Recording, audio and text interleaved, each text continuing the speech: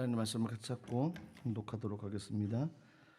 마가복음 13장 1절부터 13절까지 말씀입니다. 신약성경 마가복음 13장 1절에서 13절까지 말씀입니다.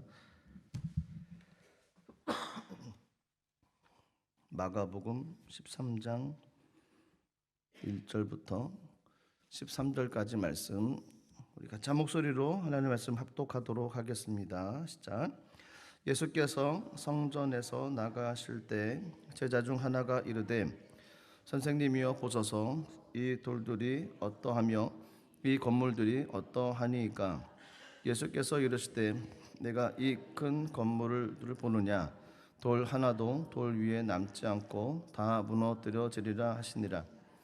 예수께서 감람산에서 성전을 마주 대하여 앉으셨을 때 베드로와 야고보와 요한과 안드레가 조용히 묻되 우리에게 이루소서 어느 때에 이런 일이 있겠사오며 이 모든 일이 이루어지려 할 때 무슨 징조가 있사오리이까. 예수께서 이르시되 너희가 사람의 미혹을 받지 않도록 주의하라. 많은 사람이 내 이름으로 와서 이르되 내가 그라하여 많은 사람을 미혹하리라. 난리와 난리의 소문을 들을 때 두려워하지 말라. 이런 일이 있어야 하되 아직 끝은 아니니라. 민족이 민족을 나라가 나라를 대적하여 일어나겠고 곳곳에 지진이 있으며 기근이 있으리니 이는 재난의 시작이니라. 너희는 스스로 조심하라.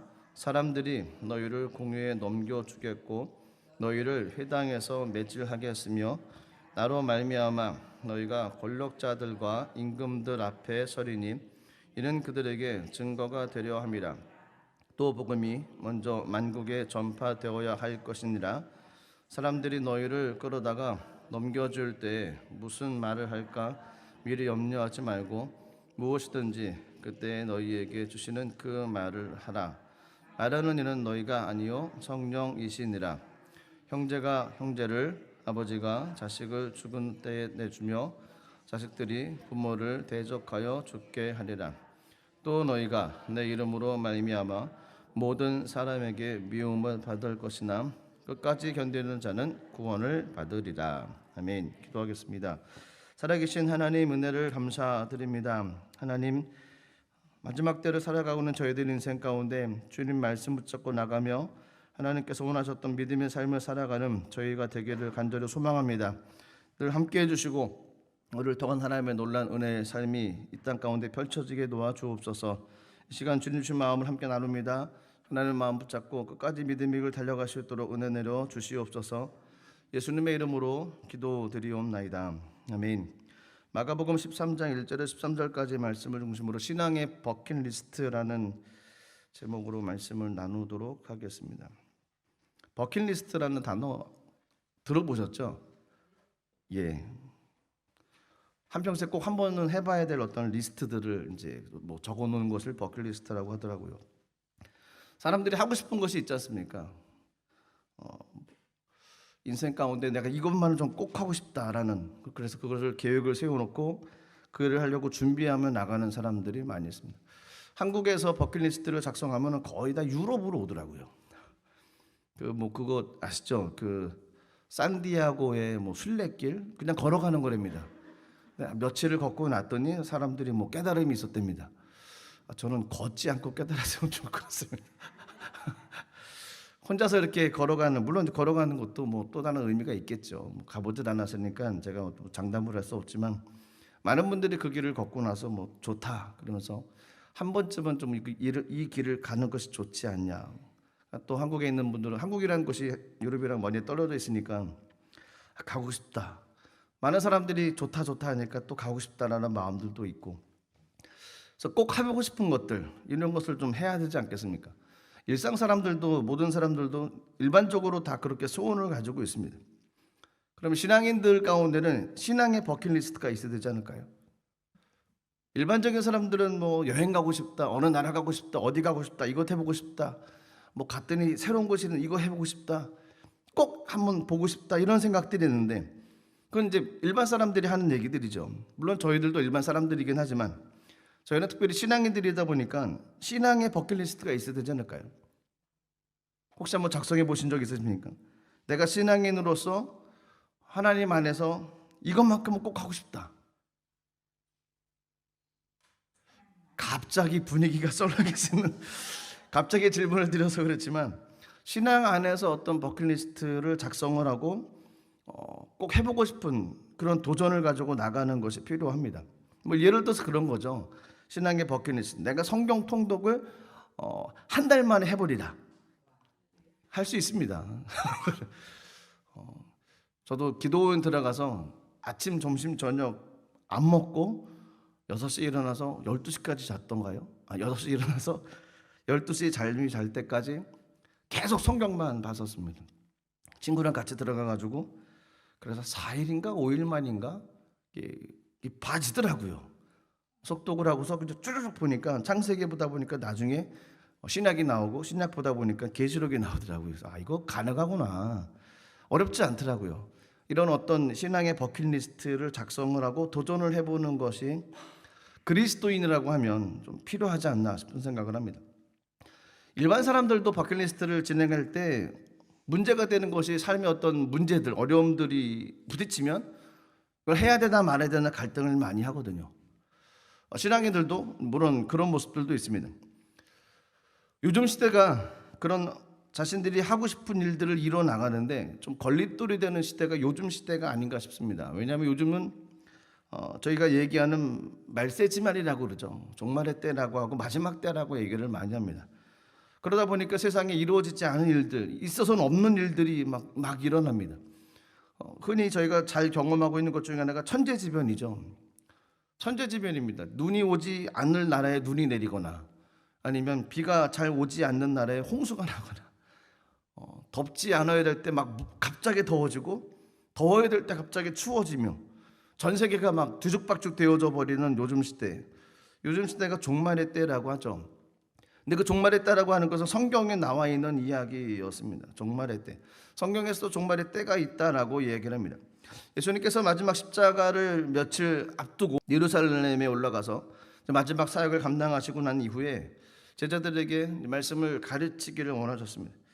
헤롯 대왕이 건축한 거대한 성전에서 메시아로서 하셔야 할 일을 다 하신 후에 떠나라고 하셨습니다. 그때 제자가 물어봤던 것이 오늘 1절 말씀이었습니다. 1절 말씀이 이렇게 기록되어 있습니다. 예수께서 성전에서 나가실 때 제자 중 하나가 이르되 선생님이여 보소서 이 돌들이 어떠하며 이 건물들이 어떠하나이까. 성경에서는 그냥 이 돌들이 어떠하며 이 건물들이 어떠하니까 이렇게 표현되어져 있는데 이 내용은 제자들이 그 건물을 보고서 깜짝 놀랐던 겁니다. 마치 이런 겁니다. 선생님 이 돌 굉장하지 않습니까? 이 건물 와 이렇게 화려합니다. 너무 웅장하고 너무 멋집니다. 이런 감탄의 표현이라는 겁니다. 그럴 수밖에 없었던 것이 예루살렘 성전은 정말 대단한 건물이었기 때문에 그렇습니다. 이방인 이듬의 출신이었던 헤롯이 유대인을 위해서 어떤 유화 정책으로 헤롯 성전을 건축을 했습니다. 이 헤롯 성전은 그 성전 터만 따져도 어마어마합니다. 예루살렘 전체 면적이 한 6분의 1 정도가 된다고 합니다. 황금을 비롯해서 여러 가지 아름다운 자재들을 사용했습니다. 그러니 해가 뜨면 번쩍번쩍 빛나는 거죠. 찬란하다는 겁니다. 제자들은 어부 출신입니다. 그런 걸 본 적이 없는 사람들입니다. 시골 사람들이었던 것이죠. 아주 순박한 사람들이었습니다. 그런데 그 반짝반짝 빛나는 성전을 바라보고 나서 깜짝 놀란 와, 이 돌들 보십시오. 이 성전 보시고 와, 대단합니다. 뭐 이렇게 봤던 겁니다. 근데 성전에서 1절에서는 그냥 이 돌들이 어떠하며 이 건물들이 어떠하니까 이렇게 읽어서는 감동이었던 겁니다. 엄청나게 놀란 그들의 마음 가운데 그걸 보고 감탄하면서 예수님께 했던 얘기였습니다. 얘기를 들었던 예수님께서 이렇게 반응을 하셨습니다. 2절 말씀 보시면 예수께서 이러실 때 내가 이 큰 건물들을 보느냐 돌 하나도 돌 위에 남지 않고 다 무너뜨려지리라. 아 그래? 건물 멋있지? 하지만 돌 하나라도 그 제자리에 있지 않고 다 무너질 거야 라고 이야기를 하셨던 것이 예수님이었습니다. 예언하셨던 것이죠. 그것은 앞으로 그 디도 장군을 통해서 성전이 무너질 것을 예언했던 예언의 선포의 말씀이었습니다. 요세푸스가 역사가인데 이 장면을 이렇게 표현을 했답니다. 기근이 온 도시에 덮쳤다. 다락에는 기아로 죽어가는 여자들과 어린아이들로 가득 찼고 거리의 길에는 늙은이들이 시체로 채워졌다.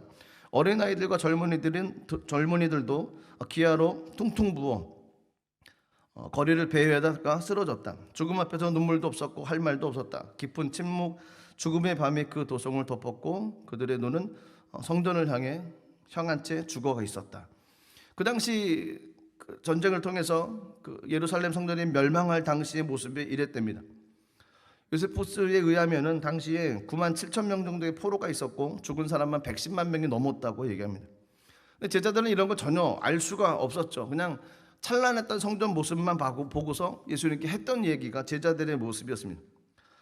제자들의 성전이 잘 보이는 맞은편 감람산에 올라갔습니다. 그때 4명의 제자들고 함께 있었죠.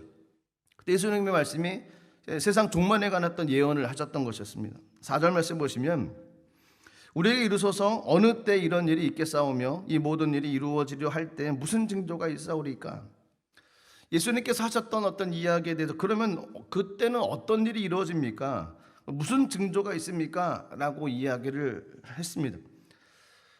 그 마지막 때 일어날 어떤 징조들, 그리고 그때는 어떻게 삶을 살아가야 되는지, 그것이 마가복음 13장에 기록되어져 있던 그런 내용들입니다. 마지막 때에 관한 내용들. 근데 이거를 들어보면, 성경에 있는 내용들을 보면은 그것이 마지막 때라고는 멀리 생각되어지는 그런 내용이 아니라는 거였습니다. 마치 요즘 시대 같은 내용들이고 지금 시대의 내용이라는 거였습니다. 그 첫 번째 징조는 사람을 미혹한다는 겁니다. 자신의 재림주라고 얘기를 하는 거죠. 그 재림주라고 얘기하는 그 이단들의 내용들에게 속지 말아라. 이게 뭔 얘기가 아니지 않습니까? 6절 말씀 보시면 이렇게 되어 있습니다. 많은 사람이 내 이름으로 와서 이르되 내가 그라하여 많은 사람을 미혹하리라. 자신의 자칭 재림주, 자신의 자칭 메시아, 자칭 예수, 자칭 보혜사라고 이야기를 한다는 겁니다. 마가복음 13장 21절 22절 말씀 보시면 이렇게 되어 있습니다. 그때 어떤 사람이 너에게 말하되 보라 그리스도가 여기 있다, 보라 저기 있다 하여도 믿지 말라. 거짓 그리스도들과 거짓 선지자들이 일어나서 이적과 기사를 행하여 할 수만 있으면 택하신 자들을 미혹하려 하리라. 요즘 이런 모습이라는 겁니다. 거짓 그리스도, 거짓 선지자, 그들이 나타난다는 겁니다. 사단은 거짓의 영이죠. 속인다는 겁니다. 자칭 그들을 스스로 메시아라고 얘기하면서 사람들을 속이고 사람들을 멸망의 구렁텅이로 빠져가게 만든다는 겁니다. 여러 가지 일들을 통해서 예수를 부인하게 만들고 성경을 부인하고 하나님에서 점점 멀게 만든다는 겁니다. 그리고 자신들의 경전을 믿으라고 얘기합니다. 자신들이 얘기하는 그 교단의 그 교리책들, 그것을 믿으라고 얘기합니다. 성경을 얘기할 것이고 통일교는 원리강론을 얘기합니다. 제가 어렸을 때 다미선교회라고 한참 시끄러웠습니다. 다가올 미래를 준비해라. 다미선교회, 다가올 미래. 그래서 다미선교회. 예수님 재림한다. 뭐 이런 얘기 때문에 아주 난리가 아니었습니다. 전철 안에서 학교 가는데 누가 그런 얘기를 하더라고요. 몇 월 며칠에 예수님 재림하십니다. 전철에 바글바글 쳐다보면서 그런 기억이 있습니다. 다 맞질 않지요. 맞질 않습니다. 그런데 거기에 미혹되어지면 빠져들어가게 되고 나올 수 없게 되어진다는 겁니다. 이 앞에 있는 여호와 증인들, 불쌍한 사람들이죠. 예수님께 1874년에 지상 재림을 했고 1870 어떤 부활을 했고 그리고 1914년 10월 달에 천년 왕국이 시작된다고 주장을 한다고 합니다. 또 제7 암식 예수 재림교 안식교회 있죠. 그 교회도 1881년에 발표하기를 1883년과 84년에 재림한다고 주장했습니다. 하지만 실현되지 않았죠. 1884년에 지상 재림이 아니라 천국 재림이 바꾸어서 이름을 바꿨습니다. 수많은 사람들이 자신이 재림이라고 얘기하고 종말을 얘기하고 이때 주님 오신다고 얘기를 하면서 사람들을 미혹해하고 넘어뜨려 나간다는 겁니다. 전 세계적으로 퍼져 있는 이단교 중에 대표적인 교회가 통일교입니다. 통일교. 수많은 사업들을 합니다.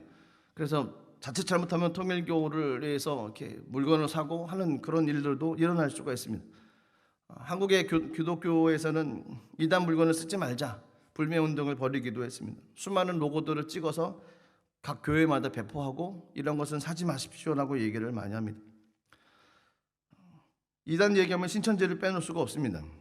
이만희는 자칭 메시아라고 얘기합니다. 사도 요한적 사명자, 요한계시록의 알파와 오메가, 보혜사 성령, 인치는 천사, 좋은 거는 다 갖다 붙였습니다. 근데 지금 육체가 힘들죠. 자신은 절대로 죽지 않는다라고 모든 사람들이 그렇게 믿고 있습니다. 근데 병원 열심히 다니더라고요. 휠체어 타고 다니고 그런 모습이 방송에 많이 나옵니다. 그래도 믿지를 않습니다. 한국 교회에 그 현대 종교라고 하는 그 잡지책이 있습니다. 거기에 최근에 올라왔던 것 중에 하나가 이 얘기를 아직도 하나 그런 내용이 있었습니다. 천국 복음 전도회 들어보셨습니까? 천국 복음 전도회 못 들어보셨죠? 이게 어디냐면요, 재림 예수교 천국 복음 전도회, 이게 정식 명칭입니다. 거기에 교주는 구인회라고 하는 사람입니다. 구인회라고 하는 사람은 벌써 죽었습니다. 죽은 지가 이미 오래됐습니다. 그런데 지금도 기독교 교회 성도들에게 그들이 만들었던 책, 천국이 가까웠다, 재림 예수를 믿어라, 이 책을 무료로 막 배포한다는 겁니다. 이단들이 잘하는 것이 그들의 책을 막 무료로 배포합니다. 그냥 무료니까 그냥 받는 거죠. 그리고 읽다 보면은 빠져들어가는 겁니다. 그리고 이상한 교단, 무슨 뭐 재림 예수교 이런 건 듣도 보지 마십시오. 저희가 많이 들었던 이단들에 관한 내용들은 쳐다보려고 해도 안 됩니다. 내가 무엇이 궁금한지 좀 연구해 보겠습니다. 연구는 학자들이 할 겁니다. 하지 마시고. 연구는 학자들이 할 겁니다. 저희는 그 결과 듣고서 신뢰하고 나가면 됩니다. 신학자들이 잘 분별해야 되죠. 저희가 섣불리 들어갔다가는 넘어갑니다. 제가 늘 얘기 드리지 않습니까? 신천지에서 많은 사람들을 교리를 세뇌시켰던 신현욱이라는 사람이 있었습니다. 지금 목사님이지만 제 친구가 이름이 신현욱이에요. 그 친구는 아닙니다. 이름만 똑같을 뿐입니다. 그래서 아는데 이분이 제 여의도 교회 있을 때 교육자들 앞에서 당당하게 얘기했던 것이, 제가 지금 그 사람들 개종에서 나온 이후인데 신천지 교리를 내가 여기서 얘기를 하면 여러분들은 나를 교주로 믿을 겁니다, 이렇게 얘기를 하더라고요. 화가 났습니다. 다 목회자들입니다. 신학하고 사역 가운데 열심히 했던 사람들입니다. 그럼에도 불구하고 거기서 그런 얘기를 했습니다. 그러니까 교리에 관한 얘기를 들어서는 안 됩니다. 들으려고 하지도 말고 관심도 가져서는 안 됩니다. 집안에 이상한 책들이 있으면 다 버리십시오. 그 도도 백해무익합니다. 차라리 성경책 보십시오. 다른 신앙 도적을 보시지 이단 교리에 관한 내용들 공짜로 나눠준다고 덥석덥석 받지 마십시오. 한국에 그런 게 많이 썼어요. 저도 길 가다 보니까 무료 성경 테이프를 막 나눠주더라고요. 다 걔네들이에요. 다 이단들입니다. 무료 성경 공부, 무료 무슨. 교회에서는 돈을 조금 받는 것도 필요합니다. 너무 무료로 공짜를 좋아하다 보니까 그냥 휩쓸려 간다는 겁니다. 다 사기치는 것이고 영혼을 팔아먹는 거였습니다. 이것이 재림 마지막 때 있었던 일이라는 겁니다. 사람들을 미혹해하는 영이 있다고 성경이 얘기하고 실제로 그런 일들이 너무너무 많이 일어나고 있습니다. 마가복음 13장 6절 말씀 보시면 이렇게 됐습니다. 많은 사람이 내 이름으로 와서 이르되 내가 그라하여 많은 사람을 미혹하리라. 한 사람 미혹한다는 것이 아닙니다. 많은 사람이 내 이름으로 와서 내가 그다라고 이야기를 하면서 많은 사람을 미혹하게 한다는 겁니다. 마지막 때는 이런 일들이 너무너무 많다는 겁니다. 마지막 때는 미혹되는 일들이 이것뿐만 아니라 수없이 많다는 겁니다. 그래서 저는 어떻게 되겠습니까? 깨어 기도를 해야 되죠. 미혹에 넘어지지 않도록 늘 각성하며 나가야 됩니다. 저희들이 가지고 갈 수 있는 영원한 진리의 말씀은 성경밖에 없습니다. 다른 아주 기가 막힌 것이 있다 보지도 마십시오. 기가 막힌 것은 필요 없습니다. 그냥 저희가 가지고 있는 성경책이면 다 합니다. 모든 교단에서 이야기하는 성경책, 성경 말씀, 하나님의 말씀, 이것만 답니다. 이상한데 교육할 필요가 없습니다.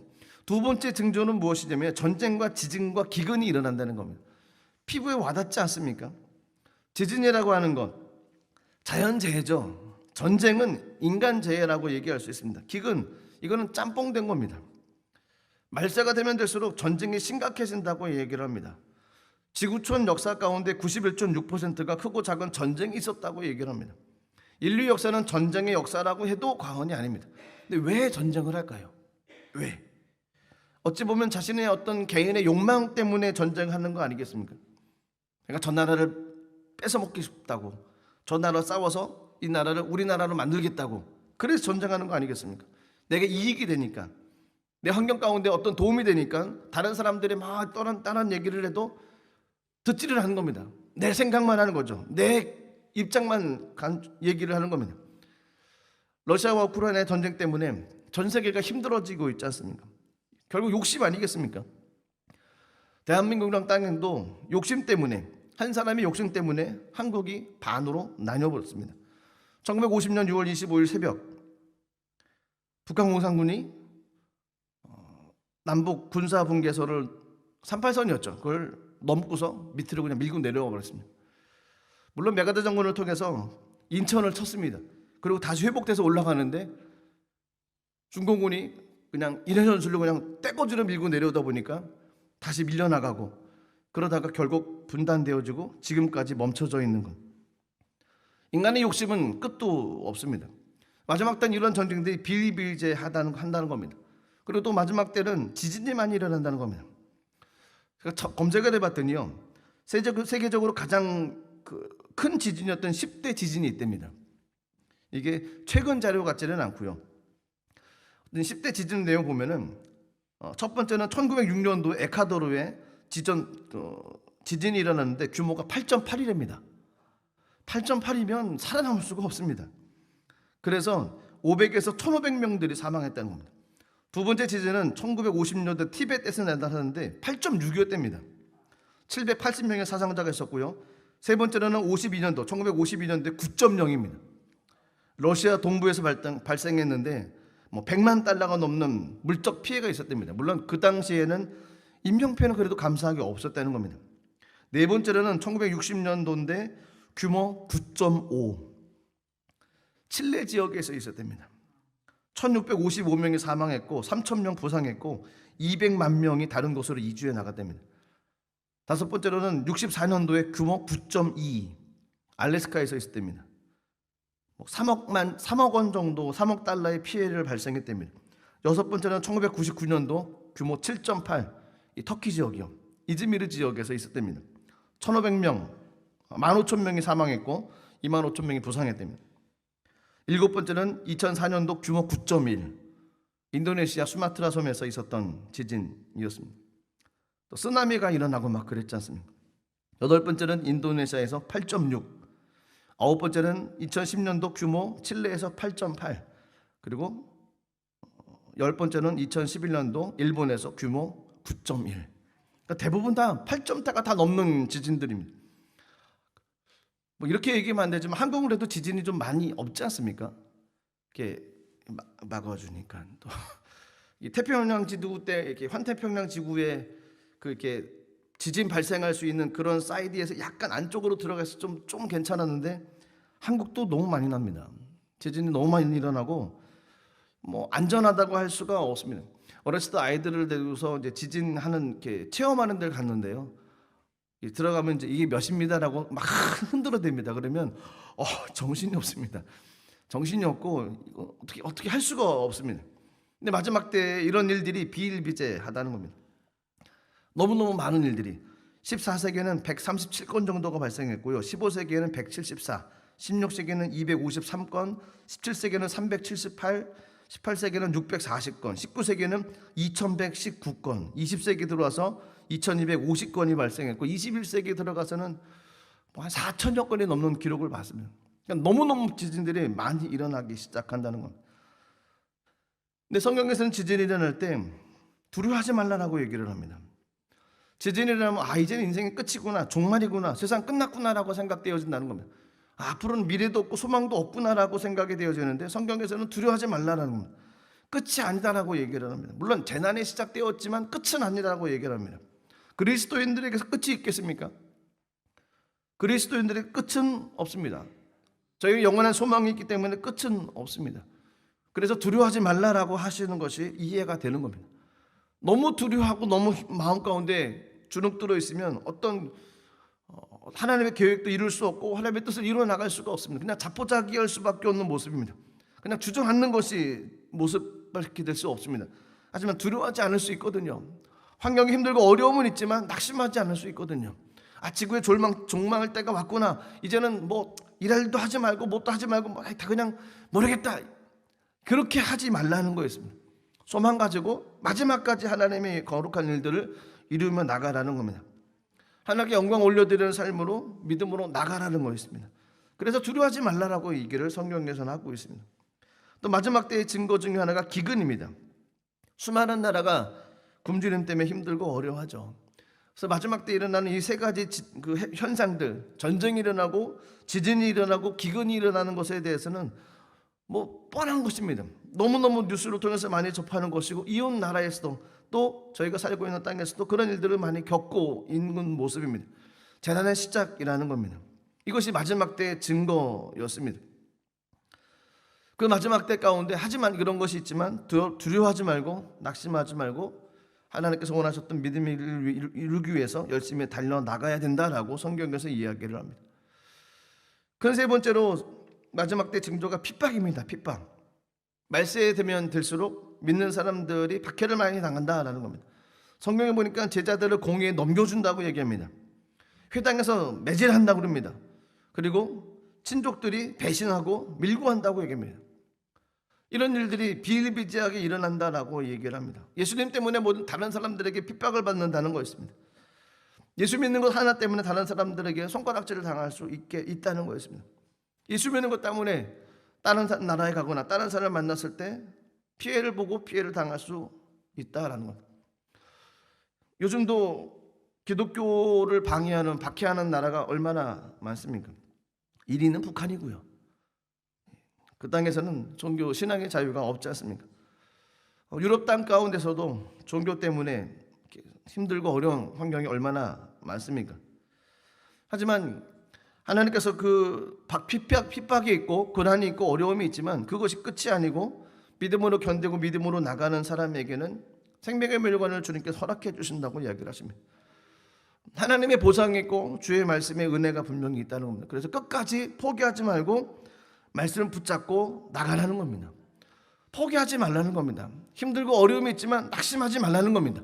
마지막 때 하나님께서 저희들 통해서 이루시고자 하는 하나님의 뜻이 분명히 있습니다. 나를 향하신 하나님의 계획이 분명히 있다는 겁니다. 한 분 한 분에게 향하신 하나님의 계획이 분명히 있다는 겁니다. 분명히 있다는 믿음이 없으면 소망이 없습니다. 하지만 예수 그리스도를 만나게 되어지면 하나님께서 나를 통해서 하시고 있는 하나님의 계획이 분명히 있다는 것을 알게 되어집니다. 문제는 그것을 가지고 나가려고 하는데 환경에 부딪히는 겁니다. 하나님의 뜻을 이루려고 하는데 어떤 종말적인 세상 그리고 여러 가지 문제 환경 가운데 부딪히는 일이 많다는 겁니다. 그 환경 가운데 부딪혔을 때 어떻게 해 나가냐 그것이 중요합니다. 환경에 부딪혀서 넘어지겠습니까? 환경이 힘들다고 그냥 자포자기하겠습니까? 세상 사람들도 그러지 않습니다. 세상 사람들도 인류의 종말이 온다 할지라도 끝까지 자신들의 일을 한다고 얘기합니다. 그 유명한 말을 남겼던 스피노자가 이런 얘기를 했습니까? 내일 지구의 종말이 온다고 해도 나는 한 그루의 사과나무를 심겠다. 마지막 종말이 온다 할지라도 나는 내 일을 하겠다라는 거였습니다. 신앙의 버킷리스트를 적어야만 됩니다. 세상은 종말로 치닫고 있습니다. 뿐만 아니라 개인의 삶 가운데 문제가 가운데 부딪히는 사람도 많습니다. 어려움 가운데 부딪혀서 이것을 해야 될지 말아야 될지 주눅 들고 넘어지는 사람들도 많다는 겁니다. 하나님 원하셨던 것은 신앙의 버킷리스트를 작성을 하고 그것을 이루며 나가는 삶을 원하신다는 겁니다. 세상이 종말로 가면 갈수록 그 일을 이루어야 된다는 겁니다. 문제가 있고 어려움이 있고 마음 가운데 부딪히는 것이 있어도 하나님께서 원하셨던 신앙에 하나님께서 하시고자 하는 하나님의 일들을 이루며 나가야 되는 것이죠. 그것이 그리스도인들의 삶의 모습이라는 겁니다. 신앙의 버킷리스트를 일단 적으십시오. 그리고 그 일을 하기 위해서 열심으로 달려나가십시오. 어려움도 있을 겁니다. 하지만 포기하지 마십시오. 성경 읽고 성경 묵상하고 말씀 가지고 나가려는 거 힘들 수 있습니다. 시간 나지 않을 수 있습니다. 그렇다고 포기하지 말라는 겁니다. 해야 된다는 겁니다. 놓는 순간, 타협하는 순간 무너져 버립니다. 세상에 저희들 유혹하는 것이 얼마나 많습니까?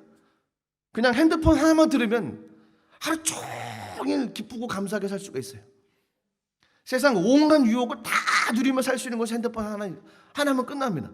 요즘은 컴퓨터 있지만 컴퓨터는 핸드폰이 컴퓨터죠. 핸드폰만 있으면 지루하지 않습니다. 그 유선생 있지 않습니까? 유선생 들어가면 다 있습니다. 먹고 싶을 때도 유선생 들어가고, 뭐 어디 가고 싶을 때도 유선생 들어가고, 그냥 그거 하나면 그냥 온 세상은 그냥 해피한 겁니다. 하루 종일 봐보십시오. 표정이 어떻게 되는 거예요? 헬렐레 이상해. 힘이 쫙 빠지고 시간은 갔는데 머리는 아프고 멍하고 내가 뭐 하는 건지 이렇게 되어집니다. 신앙의 버킷리스트를 작성해야 됩니다. 그리고 해야만 됩니다. 쉽지 않을 수 있습니다. 그래도 해야 됩니다. 답은 하는 겁니다. 하나님이 하나님의 뜻을 계시고 저희를 이 땅에 보내주셨습니다. 이런 사명 가지고 이 땅에 가서 그 일을 해가지고 오라고 저에게 보내주셨어요. 제가 이 땅에 태어나서 삶을 살다가 하나님을 알게 됐고 만나게 됐고 기도하다 보니까 하나님의 뜻을 발견했습니다. 내가 이 일을 감당하겠습니다. 어떤 하나님의 계시를 받고 그 하나님의 뜻을 분별했습니다. 그러면 해야 되는 거죠. 힘들고 어렵다고 하나님 놔버리겠습니다. 그건 맞지 않죠. 답은 하는 것밖에 없습니다. 버킷리스트를 작성하고 하며 삶을 살아가는 겁니다. 힘들어도 하는 것이고 힘들지 않아도 하는 겁니다. 피곤해도 하는 것이고 피곤하지 않아도 하는 겁니다. 사과나무 한 그루 심어야 되지 않겠습니까? 나무 싫어하십니까? 하나님께서 원하셨던 그 일을 한 가지라도 해야 되죠. 성경 통독이면 한 달이면 충분히 볼 수 있습니다. 아침 먹고 한 4시간, 5시간, 점심 먹고 좀 쉬었다가 한 4, 5시간, 저녁 먹고 좀 쉬었다가 한 4, 5시간. 그러면 한 달이면 금방 봅니다. 금방 봅니다. 제가 아는 교구의 옆에 이제 협의회 장로님이 계시는데 그분은 한 달에 한 번씩을 보는 거였어요. 그래서 그거를 몇 달 동안 이어가서 자기는 성경 몇 번 봤다고. 근데 늘 앉으면 성경만 보는 겁니다. TV는 저리 가라고 그러고요. 핸드폰도 저리 가라고 그러고 앉으면 늘 성경만 보는 겁니다. 식사하고 뭐 얘기하다가 또 보면 또 성경만 보는 겁니다. 너무너무 좋다는 거예요. 너무너무 재밌고 너무너무 감사하다는 겁니다. 신앙의 버킷리스트를 작성하시고 하십시오. 그것이 행복한 삶이고 아무리 힘들고 어려운 이 땅의 삶이 있어도 하나님의 은혜 가운데 거하는 것이 참된 기쁨의 모습입니다. 그 은혜를 누리며 나가시는 우리 모든 분들 되시기를 주님의 이름으로 축복합니다. 기도하겠습니다. 하나님 은혜를 감사드립니다. 세상은 종말로 치닫고 있습니다. 세상은 혼탁함으로 가고 있습니다. 어지러운 가운데 가고 있습니다. 미혹하는 영이 가득합니다. 하나님 수많은 그리스도인들을 넘어뜨리려고 합니다. 하나님 저희들이 깨어서 기도하게 도와주시고 하나님께서 저희를 통해서 하시고자 하는 하나님의 그 일들을 이루어나가는 저희 삶이 되기를 소망하며 믿음으로 나갑니다. 하나님 도와주시고 주의 놀란 은혜를 허락하여 주시옵소서. 주님께 모든 감사 영광 올려드리며 예수님의 이름으로 기도드리옵나이다. 아멘.